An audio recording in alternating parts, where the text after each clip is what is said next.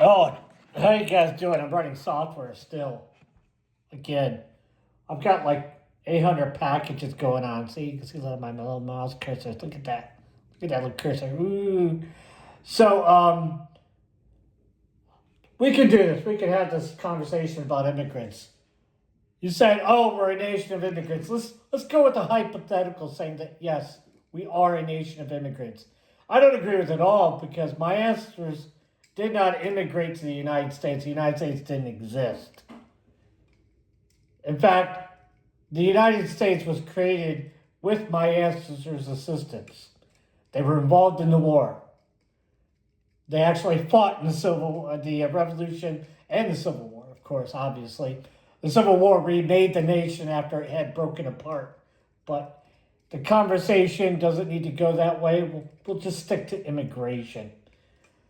Now, if you start with the premise that we're a nation of immigrants, you notice the little thing that's missing from in front of the immigrants, the illegal part, which means it's a nation of legal immigrants because the disclaimer that they're not illegal because the natural status of the word immigrant implies that they're there legally because there's a legal framework which creates a person whom is migrating or traveling into another country as a form of being there permanently or trying to establish something or a life there permanently as a status of an immigrant. They are a migratory immigrant. They are not an illegal immigrant. That's assuming you understand English well enough to know that the word immigrant, by definition, means legal. And if you call yourself an immigrant and you're not here legally, you're lying. You're not an immigrant. You're here illegally. Immigrants, by definition, are here legally. That's the definition of immigrant. A person who is moving to another country to start a new life within legal precedents. Because the status of immigrant is a legal status. If you were just moving to another part of the dirt and there were no political borders, they wouldn't call you a immigrant, they would call you a pilgrim. Committing to a pilgrimage. A pilgrimage is basically when you move from one place to another without regard to political boundaries. And you can assume that political boundaries don't actually exist, but I guarantee it. A political boundary will exist when you try to order something from off the internet from a foreign country, when you try to move goods across said border, or when you try to traffic something that is otherwise considered contraband or illicit substances across the border.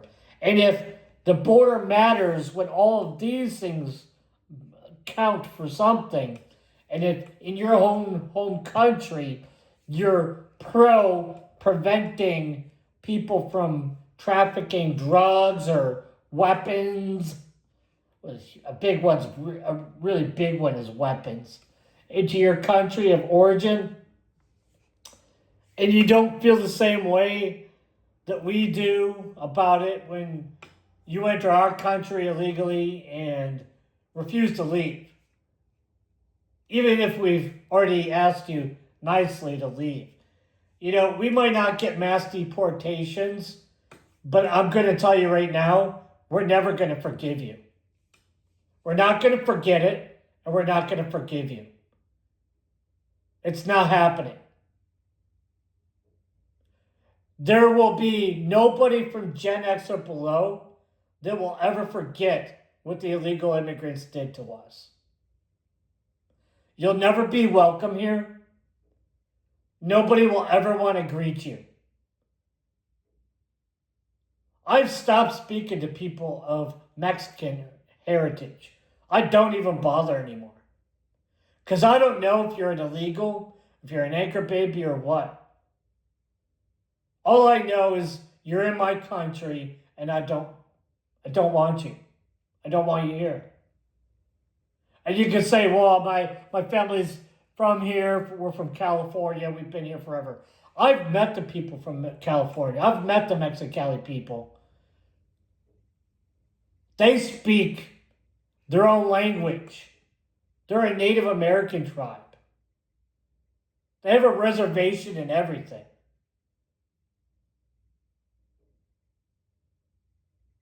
They don't speak Spanish. They speak their own language. Like this idea that, you're a Chicano. The Chicano tribe still lives in California. That's the native of Mexifornia people.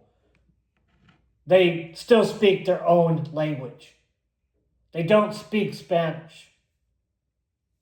Do you understand? I've met these people. I know them. I know quite a few of them. And I know what they look like. I know what they speak. I know how they behave. I understand their culture quite well. And I know for a fact that you're not one of them. The Chicano tribe they drive lowriders and stuff like that. That's Chicano stuff. That's their culture, yes. And they're not a gang. They just act like one. I've met a lot of them. And I know all about it. You're not going to educate me on anything. I lived in Arizona long enough. I've met lots of them. A few hundred of them. And there's no way you're going to convince me that you belong with those people, because I can tell you right now, those people are not cowards. I've never met a single one of them who was a coward. Every single one of them was ready to throw fists. They'll spar with you, they'll fight with you, no issues whatsoever. You Mexicans, though, you definitely are not. You're not them. And you could say, oh, that's not consistent with all Mexicans, but the illegals, yes, it is. The illegals, they're only here to rob, rape, and steal. And it's in their character. You can see it in their character. They won't meet you face to face. They'll talk all kinds of nonsense behind your back. They'll lie about you. They'll cheat, and they'll steal from you. That means they don't respect you at all. They have zero respect for you. And at that point, I'm just saying you need to leave. You need to go back to wherever it is you're from. I don't care. You can say, oh, I'm not a Mexican. Dude, everything south of the border to me is Mexico. There's nothing down there. It's all Mexico to me. You need to learn this lesson very, very vividly. If the peak of your culture looks like Mexico does today, then no, thank you. You had a 500-year head start on all of us on this continent. You were exposed to Spanish culture 500 years ago. You had a 500-year head start on everybody. You had all the manpower. You didn't have to fight a war against anyone. You were all one people, one nation 500 years ago, and you still couldn't get it together. We had to fight across an entire continent, the width of the United States, to unify a land, to build a country, and we had to accelerate out of the debt that caused. And that cost us 80 years to do that. So you understand, you're not an immigrant. You're not here legally. It took our people, Europeans, not just Europeans, but mostly Europeans, 80 years to get this entire country to where it is now, or actually where it was about 20 years ago, where everyone was okay and starting to get along. And you illegals came up here, and we saw what you did to California. You radicalized like the 80s, like you guys started invading the gang territories, you radicalized all the black people in the ghetto. They're all Marxists now. Like they're all communists because you Mexicans and you illegals came up here and spread that Marxist crap that Che was pushing down where in other Mexico. We'll just call you other Mexico. You brought that communist crap all over here. We went from the 1980s of having, this little conflict between the right conservative blacks and the Black Panther communist blacks to having nothing but communist blacks in the ghetto.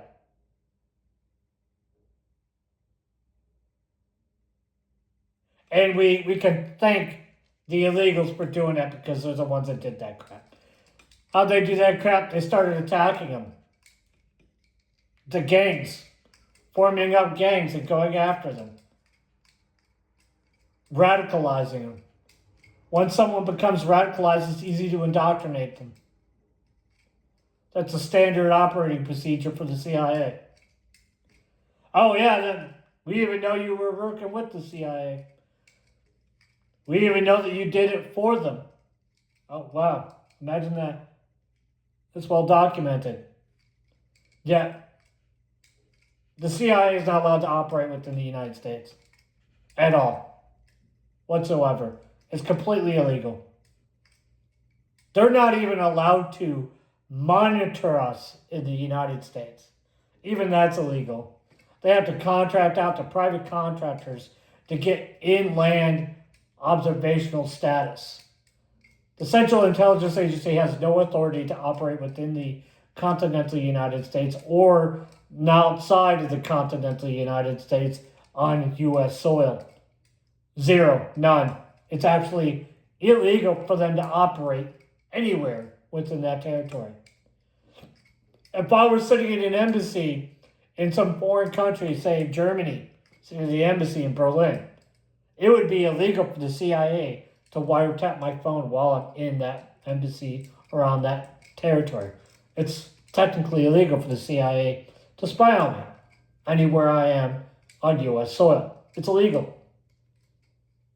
That includes receiving information that they paid for specifically to get from somebody like myself or somebody like, I don't know, David Duke. But the NSA has isolationists. Their policy is isolationism. They isolate any kind of prominent figures in the United States to ensure that they never meet. Little operational cells, and then you get this stupid little handler thing. And boy, you thought you were going to be my handler. Get the hell out of here. You have no chance. You've got the intellectual acumen of a dog pooping in a litter box. Get the hell out of here.